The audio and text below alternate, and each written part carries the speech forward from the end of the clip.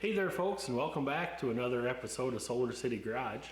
And this episode's going to be a little different. When I say that I'm glad to be back, I truly am glad to be back. Over the winter time, myself and an entire family had the dreaded Rona. So we were fortunate that everybody came out of it pretty good. There's still a few little complications, but nothing like a lot of people.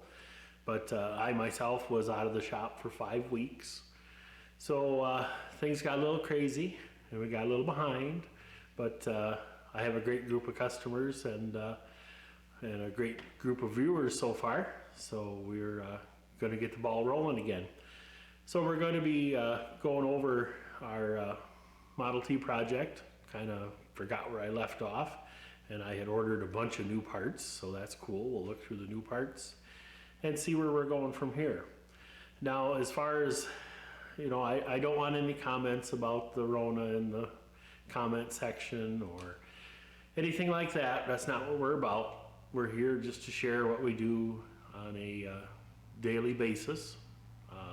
You might learn something. I might learn something in the comments. So I can't really see. It's nothing but a win-win situation. So. And I kind of enjoy doing it. My son and I do this together as a project, and later in other projects you'll be seeing him.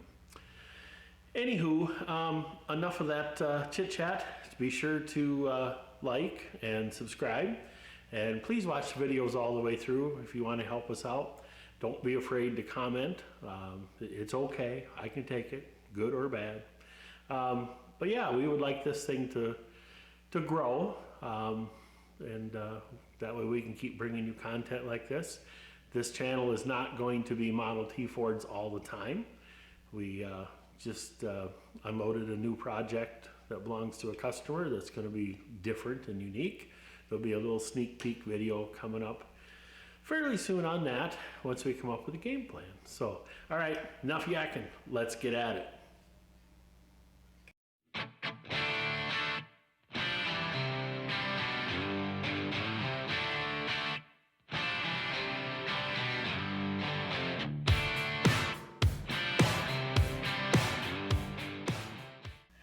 All right, and we're back. As you can see, I have the camera set up so I can put stuff on here to show you. So we bought some parts, ordered some parts. Some are for the engine, some are for the transmission. Some of them are a few tools. So let's take a look at what came. All right, first off, container safety wire and a safety wire pliers. These were purchased from our friends at Summit Racing. Not a sponsor. Wish they were. They have some pretty cool stuff. What I like about ordering stuff at Summit is it's very clear. They tell you exactly if they have it, and it's shipped out and sent right away. And they're pretty reasonable. So they're enough free commercial for Summit, but I've always been happy with stuff I ordered from there. So safety wire pliers we'll be using on all the bolts with safety wire holes and the wire. Another tool or jig, whatever you want to call it, is a reproduction of the KRW. It is for the crankcase locator. So help when we put the pan on, help get it a little more where it needs to be. So that'll be useful. We'll have videos showing how to use that. Again, honestly, it's pretty inexpensive for what has to be done to create that and all the effort that goes into it. Another tool that I should have had a long time ago but didn't have is a lifting ring. Screws in the spark plug hole, the ring lifts into it. That way we won't scuff up our nice new painted engine. There again, inexpensive, should have had it, so well, I just ordered it. Another tool, and you guys can do a lot of this stuff without these little jigs and tools, but it just makes it so much better.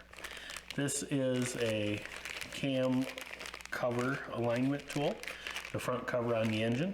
So this will help make sure that it's centered, because there is some play in there. I guess I could open it up, take it out so you get a better view of what it looks like.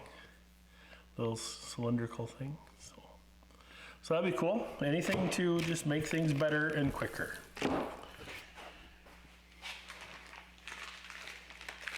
Another tool is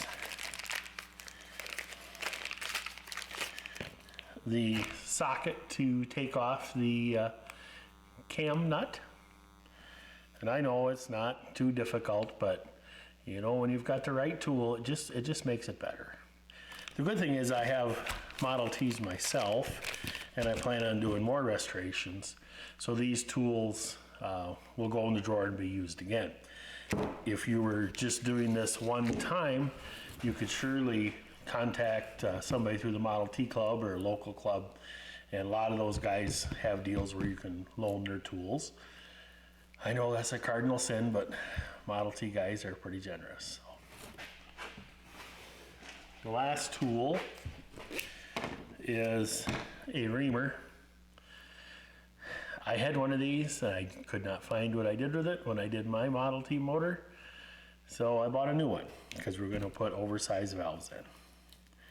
I guess it's best to start out with a new one. This one is 1/32 oversized. There again, we'll use it in a video and show you how to use it. Okay, let's get on with some parts. First off, we ordered 8 new oversized valves. Now these are regular Model T style valves with the pin in them, the pinhole, but they're one piece, very nice. You know, you could put 351 Windsor valves in it and all that stuff, but why not? Just put these in, they're inexpensive, they're good, pretty good quality, and these are 1/32 oversized as well. So she'll have 8 new valves. We'll also be doing, we won't be re-putting in valve seats, we'll just be freshening up what is there. This is not going to be an endurance engine, so it's more of a parade and drive to A&W.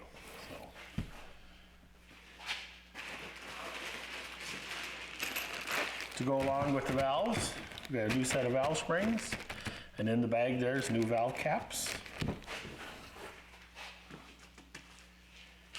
And also a new set of valve keeper pins. It's just a good idea. Most time you take them out, they're pretty worn looking.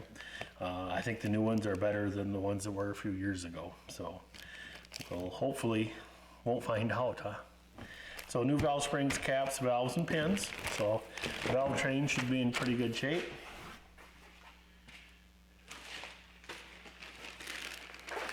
And then I got a new set of copper intake and exhaust manifold gaskets, the layered ones with the gland rings. So I just like these better. I think they make up for a little bit of unevenness, I believe. So, but maybe that's just me. But we ordered the better ones than what comes in the gasket set. So.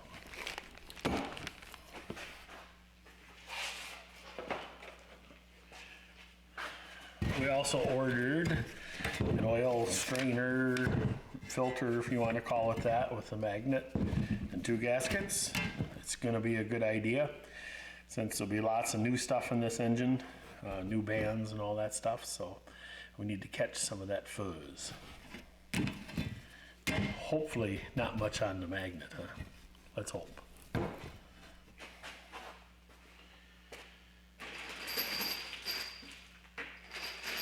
And we also, new set of head bolts. These are the nickel, I guess plated. You know, they're not chrome, but they're nickel. I just like the looks of them. I don't paint them when I put them in. I like the silver. I guess I know they didn't come that way, but I just like a little bit of extra detail. Doesn't really hurt anything, and that's just me. And they're new. So they're not stretched, they're not broken. The threads are good because we'll be redoing, tapping the threads in the block and that. We just want everything to go together once or twice.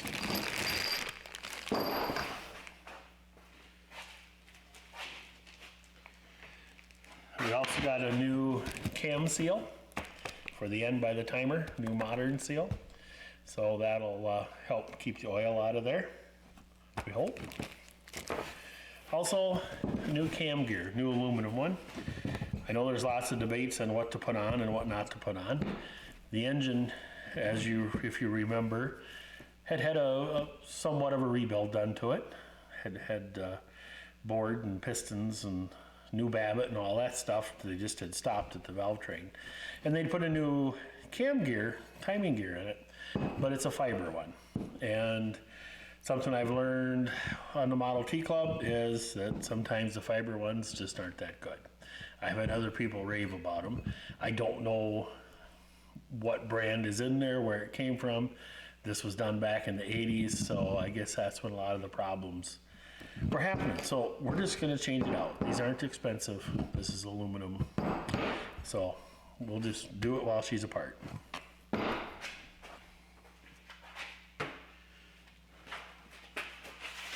Also, got a complete engine gasket set with the oil pan gasket and everything included. All the felt for the hogshead, the water necks, the pan. It does come with exhaust and intake gaskets, but I don't really care for these. Starter gaskets. So it's just a kit. It's got all the little gaskets that you should need. So hopefully there's enough in there.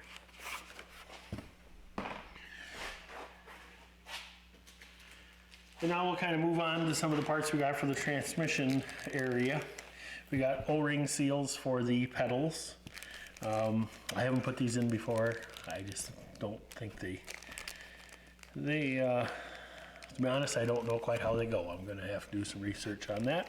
But it should help the oil from wicking out the pedal shafts.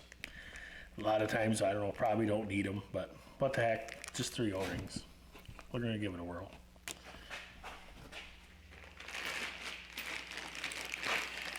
Next, triple gear bushings.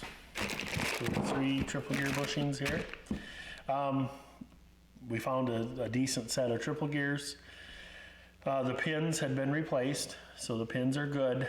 They had too tight a clearance, and the bushings, one of them had spun in the gear. So we're going to start over with new ones. Like I say, the pins were fine. We're going to just leave them alone, and we will fit each bushing to each pin. That's something else I ordered for a tool, was an adjustable reamer.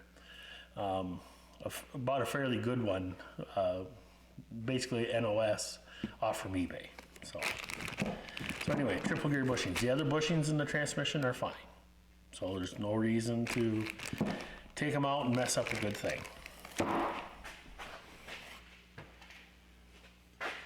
Also, new clutch spring. So that's just a good idea. Am I gonna test it and make sure that it's 100 pounds or whatever? Probably not, to be perfectly honest. I mean, I don't know if they've really made that many bad ones or not, but we're probably gonna gamble. It's probably stiffer than the old one. We'll maybe compare this one to the old one, and we'll see how it goes.